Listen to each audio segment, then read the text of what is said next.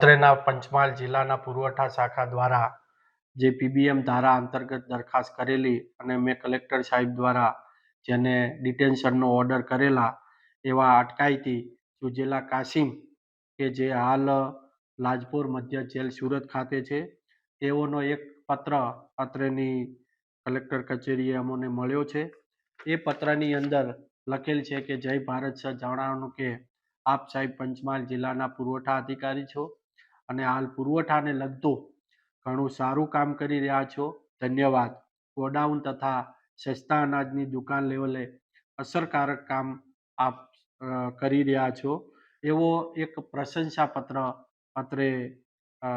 અમોને સંબોધીને લખેલ છે અને જે પત્ર અમને મળેલ છે. સાથે સાથે એમણે એક વિનંતી પણ કરેલ છે કે ભારત સરકારની જે ગાઈડલાઈન છે એ ગાઈડલાઈન મુજબ જે લાભાર્થીઓને આ યોજના એટલે કે આપણી જે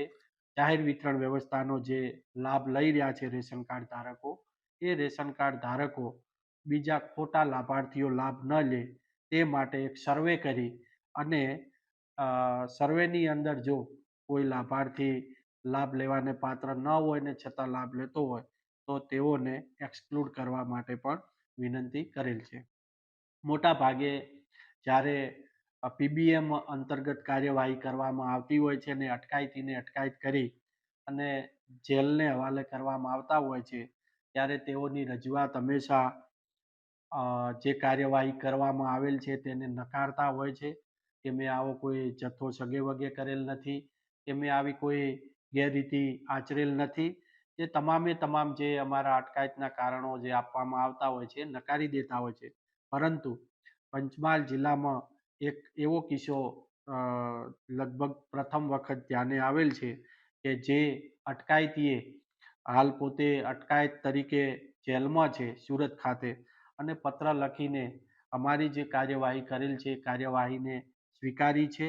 અને સાથે સાથે પ્રશંસા પણ કરી છે. એટલે એ અમને આ જે પત્ર મળ્યો છે જે ડિટેન્યુ જેલર લાજપોર મધ્ય જેલ સુરત દ્વારા અત્રે ફોરવર્ડિંગ કરીને મોકલવામાં આવેલ છે, એ પત્ર અમને મળ્યો છે.